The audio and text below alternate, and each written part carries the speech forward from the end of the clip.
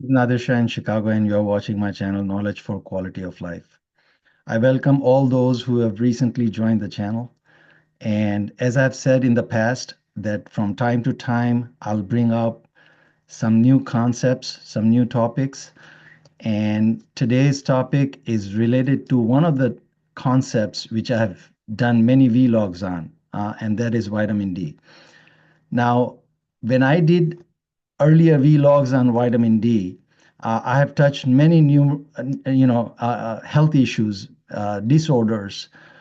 Today's topic is a little bit different, which we don't hear normally.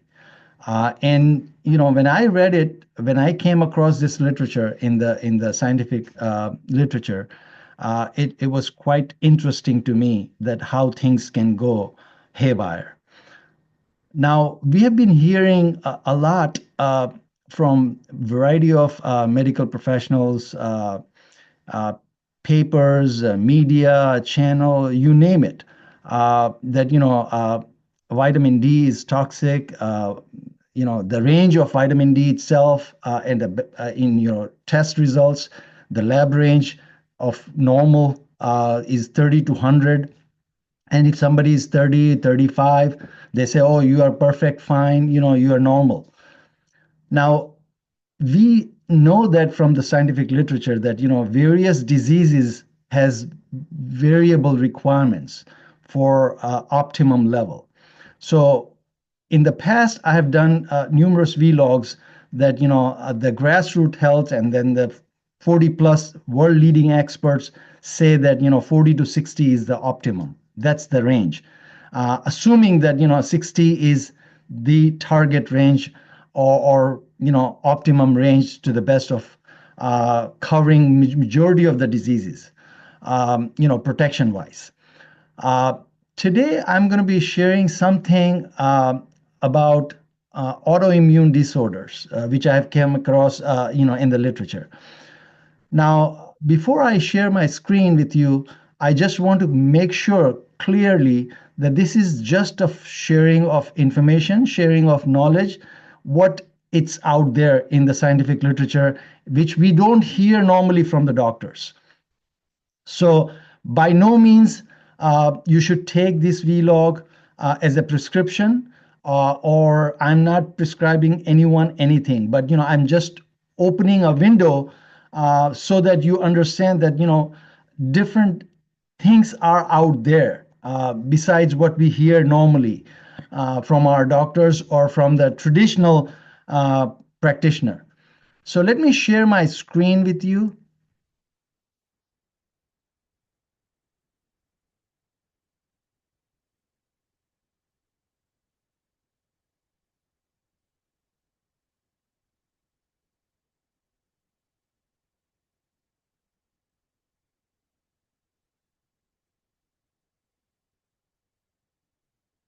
So what you're seeing here, on the one side, you have a serum 25 hydroxy level, which is the vitamin D level. When we go for the testing, it's in nanograms per milliliter. And on one side, it's a reported reduction, percentage risk reduction of various diseases, including non-communicable diseases and various illnesses. So approximately about 15 nanograms per milliliter is required for skeleton mineralization, which means that, protection from diseases like osteomalacia, rickets, that the bone disease, basically, we are talking about. So about 15 to 20 is good enough to protect one's from the bone issues. Now, as you move up, if you look at, 30 is going to give you a reduction, risk reduction of 50% for osteoporosis, fractures, secondary hyperparathyroidism, etc. Now, if you go here, metabolic syndrome, obesity, inflammatory bowel diseases, cardiovascular diseases, all-cause mortality is going to be 40% reduction at 40 nanograms per milliliter. Now, you go here, you see that 15 nanograms per milliliter is going to give you a 60% reduction in robust innate and adaptive immune system, like issues like sepsis, COVID-19, diabetes, cancer, all cause mortality. But when you go about above 80, that's where the autoimmune disorder kicks in. Variety of autoimmune issues, which we don't have any cure for.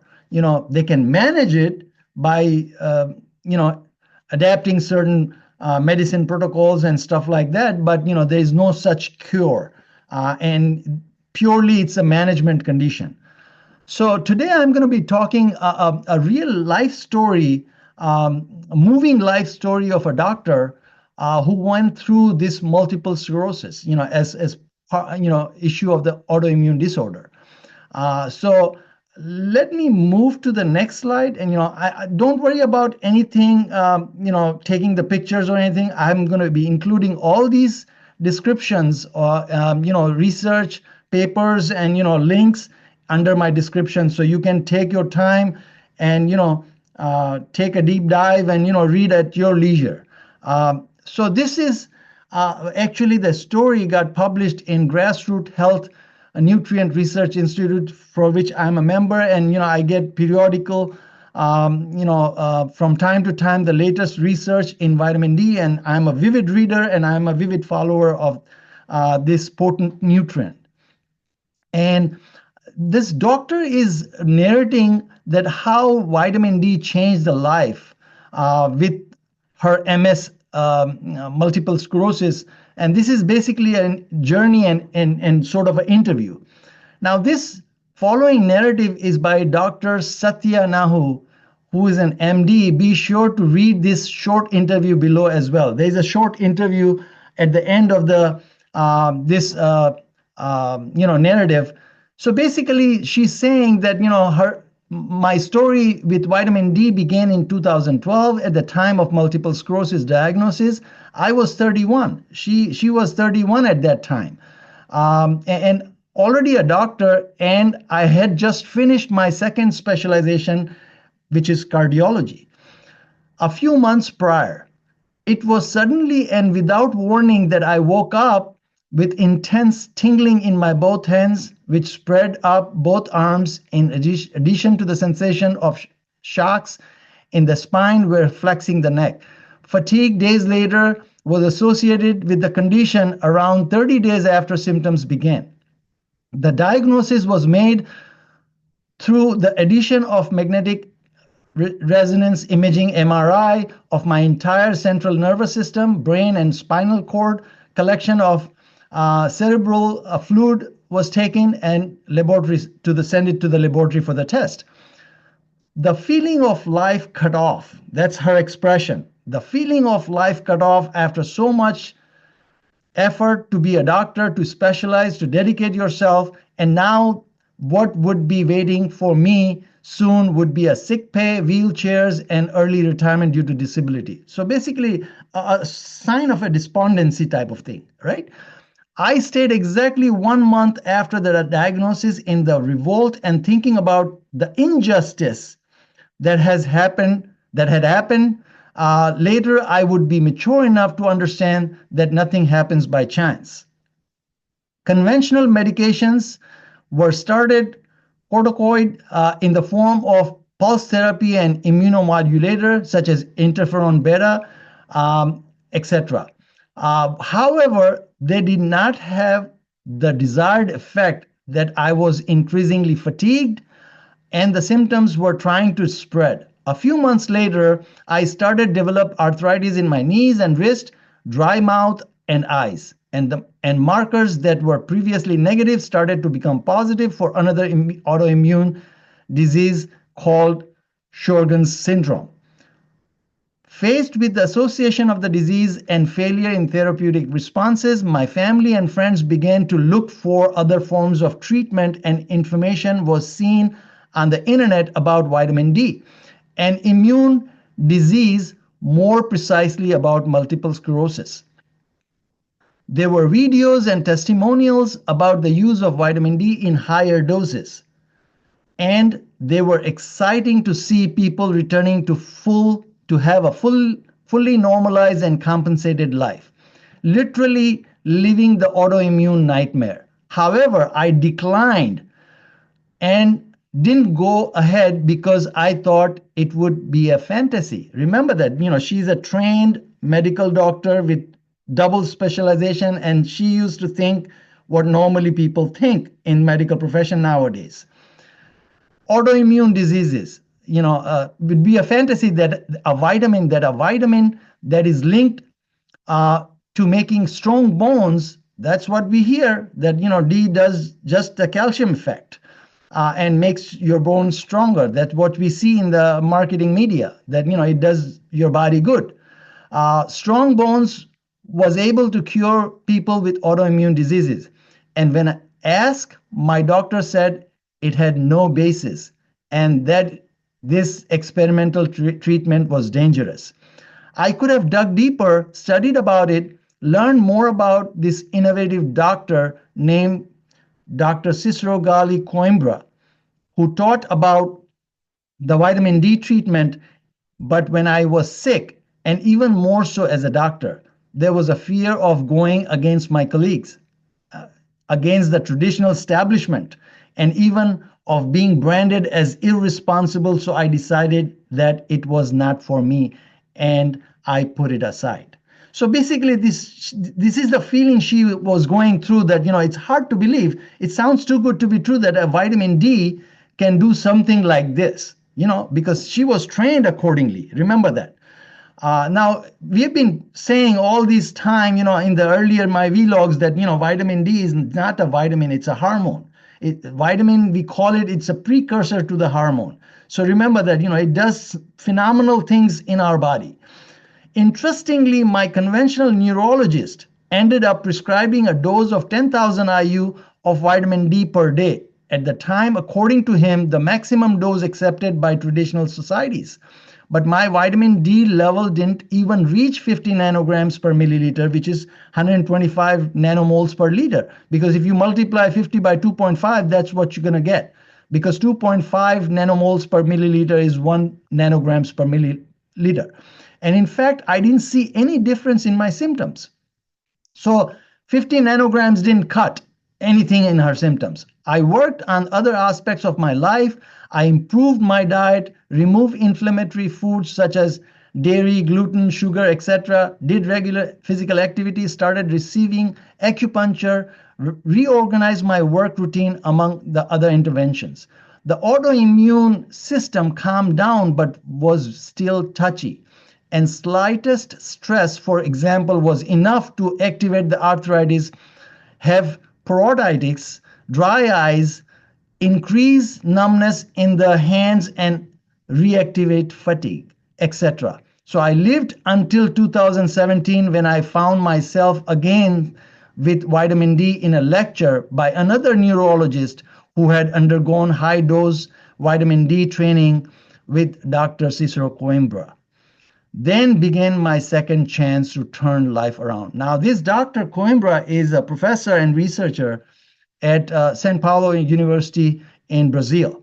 And Dr. Coimbra is one of the 40+ leading experts on the cohort of grassroothealth.net. And that's where I read about Dr. Coimbra, what kind of a person he is, what kind of a doctor, what kind of a research he's doing, and how he's turning things around for people. So she got intrigued, and finally in 2017, she decided.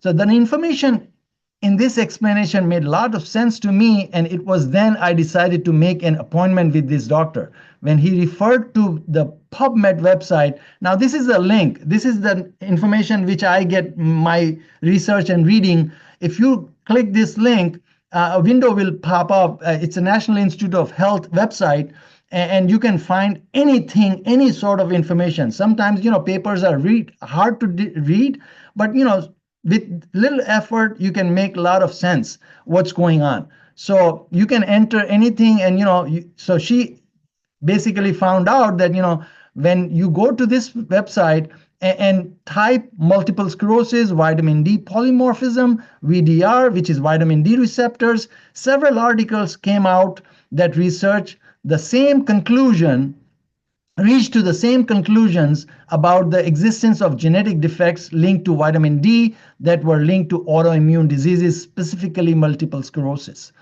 At that moment, the stories of success that I had heard of years ago and the foundation of why it works began to make sense, make total scientific sense to her. I was impressed by the extent to which countless scientists were already working on this, and not a word was seen in congresses, symposiums, colleges about the promise of vitamin D and its non-calcemic effects. Remember that. This is a statement from a doctor who is double specialized. And it was evident that if you could not patent vitamin D and make a medicine of this substance and make profit millions or even billions of dollars in isolation due to a patent law, it was clear why there was a prejudice and lack of information. Because they cannot patent vitamin D. It's a naturally available source. So no money can be made. You can buy the whole year's vitamin D supply for less than $15. So there's no money to be made, and of course there's no vested interest in the pharma and medical establishment to promote this thing. I learned that individuals with certain autoimmune diseases carry genetic polymorphism of vitamin D, and she's going in the scientific details of it. But later on, she's saying here that Dr. Coimbra proposed a treatment called a Coimbra protocol, developed by Dr. 𝗔𝘂𝗁𝗂𝗏, neurologist, PhD, director of Laboratory of Neuropathology and Neuroprotection at Sao Paulo in Brazil. Also, he's an associate professor at the same institution, which aims at the use of high doses of vitamin D for correction and compensation of genetic resistance to the effect of vitamin D in patients with autoimmune diseases. It was then that I underwent treatment, and in 45 days, my arthritis and fatigue disappeared, as well as the dryness of the eyes and mouth. And over the course of months, the numbness, it was gone. After my experience, I applied for the internship to be trained by Dr. 𝗔𝘂𝗁𝗂𝗏. There are more than 100 Brazilian and foreign doctors personally trained by him and learned how to handle high dose of vitamin D with my future autoimmune patients. Now, remember that, she got so much impressed that she joined Dr. Coimbra for the internship, and she learned the technique that how to give high vitamin doses with the certain protocol that, under the supervision of a medical practitioner, because, nobody can do on their own, because, it can be detrimental. So she was so much impressed that, she joined Dr. Coimbra. I went to Sao Paulo in 2018, and it was unforgettable. There were days of intense, profound. So this is the year, she realized in 2017 that this is it. I have to do something about it. And then in 2018, she went to Brazil under the treatment. And she's saying that it was unforgettable. There were days of intense and profound learning, how much groundbreaking scientific knowledge, infinite courage and generosity by Dr. Coimbra had. Those days spent in his office caring for patients together with other medical colleagues and seeing the results were practical basis of understanding how this extraordinary treatment, affectionately called by his patients the Coimbra protocol, was one of the most remarkable moments of my life. Today, this treatment has saved thousands of lives here in Brazil and abroad. It is even spoken in 13 languages and has more than 150 doctors trained worldwide. We see ex-wheelchair patients mistreated by autoimmune and side effect of immunobiological and immunosuppressants who suffered from crucial and debilitating arthritis, disfiguring skin lesions, endless fatigue, just to name a few, and seeing their evolution with the treatment was unique and surreal experience. I was falling in love with medicine again and living what I have always wanted to live. Treating the disease for its causes. Remember that, sometimes, as I said, that autoimmune issues here generally is manageable. It's a maintenance issue, right? So they are just treating the symptoms, but she learned how to treat the things from its root cause was central. So treating the disease became central to her. The enormous therapeutic potential of correcting the level of vitamin D to normal values within the range of normality and more optimized provides the general population with the most varied benefits, from being free of flu, colds, and other respiratory infections so common in general population, to a safer pregnancy with the reduction in preeclampsia, gestational diabetes, control and remission of immune disorders such as asthma, rhinitis, dermatitis, and as well as other conditions such as hypertension, diabetes mellitus, depression, anxiety, just to name few. To avoid, and remember that these issues, these disorders, we have talked in many vlogs in the past. And people who have not seen those, please revisit those vlogs, because don't underestimate this hormone. Don't underestimate this hormone. I'm going to repeat myself. Don't underestimate this hormone. This hormone is needed from cradle to grave, period. I worked during all these pandemic years on the front line. This is doctor saying emergency care, and I have no doubt that having an immunity adjusted and proportional to my needs was decisive for having the shielding immune system needed to fight this challenging and pathogenic virus. I told in the past, I said in the previous vlogs when I did my personal experiences that, I had, during the pandemic, I had 3 times tested as a COVID positive, but, completely asymptomatic. I had no symptoms whatsoever. As I maintained all my, since 2017, I've been maintaining my, vitamin D level around 80. At the most current, in 2024, last year, I was at 85 nanograms per milliliter. And I'm very happy with this, because, I feel it, to be honest with you. The vitamin D is so impressive and astounding, knowing that we are living in an era of solar phobia, because, we've been brainwashed that, if you go in the sunlight, of course, you are going to go, you're going to burn your skin. There's a chance of, skin disorders and, skin cancers and all that. And then they ask you to put sunscreen and all that, because sunscreen blocks the UVB rays and you are not going to make any D, period. And particularly the area which we are living in, above Atlanta, Georgia, the latitude is such that we are not going to make any D, even if we have a sunlight in the winter.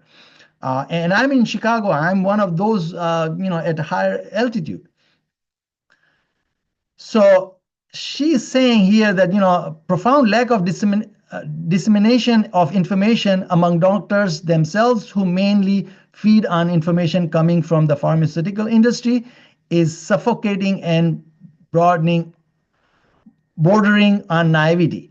Yes, I was also part of the large group of naive listeners. She's acknowledging that, she was part of it, but things opened her eyes, complete change her perspective on this hormone.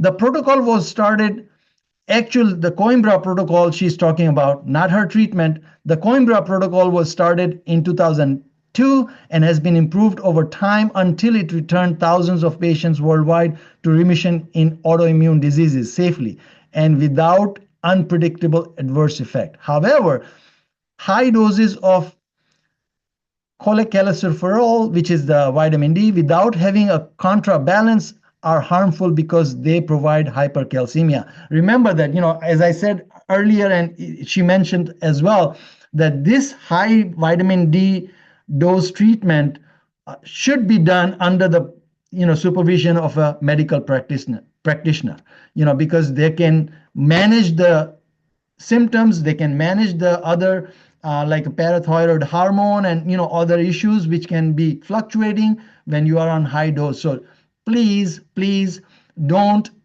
do it on your own.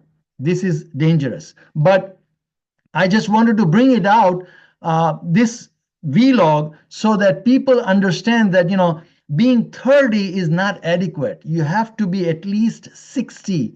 And you have seen in the previous slide, I've shown that, for the protection of autoimmune issues, one has to be around 80 and above. And as long as you are taking the vitamin K2 with D, so that, excess calcium is guided to the bones, and, your other cofactors like magnesium and vitamin C, there should not be any problem, So, and then she's talking about that, basically, what her treatment was, what protocol was, and, she has included a lot of research papers here, references wise, and, you can read on your own if you want to dig it up a little bit more, as I did, at your time, but you are more than welcome. Then here I want to show something that, which highlighted that, question and answer with Dr. Nahu. She was asked that how much vitamin D do you take? How do you take it? Sun or supplement? During the treatment they are talking about. They are asking her during the treatment what she was taking under the Coimbra protocol. She said that I take 150,000 international units per day. 150,000 international units per day. So the liquid gel she used to take, she was taking 50,000 for each capsule. So basically 3 capsules per day. Though the sun, it would be impossible to obtain this daily amount. Okay. What was her level? Her level is 495 nanograms per milliliter. Now, maintaining my parathyroid hormone at values closer to the lower limit with completely normal calcium and renal function. So this protocol was designed for her by Dr. Coimbra, and she is keeping that protocol going forward with her life because, she can have a relapse. Nobody knows. Now, she was asked that what was the vitamin D level when she was first tested at the time, when she was attacked by this autoimmune issue. She said that 43 nanograms per milliliter without supplement. She was at normal level, probably she was getting sunlight or, but 43 was not enough, to protect her from autoimmune condition of multiple sclerosis. And then she's talking about other protocols here. So then she was asked that, what would you recommend to others? Now remember that she's double specialized doctor. What would you recommend to others who are in similar situation? She's responding, test your vitamin D level and try to have blood levels of at least 60 nanograms per milliliter if you don't have a professional looking after your health in this regard. So let me share my screen here.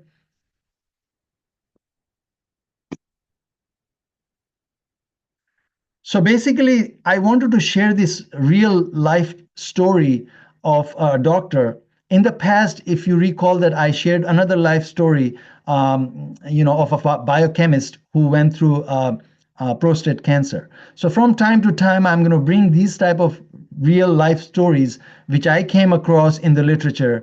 And I thought that, maybe it's meaningful for us to correlate that, what normally people think as a medical practice and what the reality is based on the scientific literature.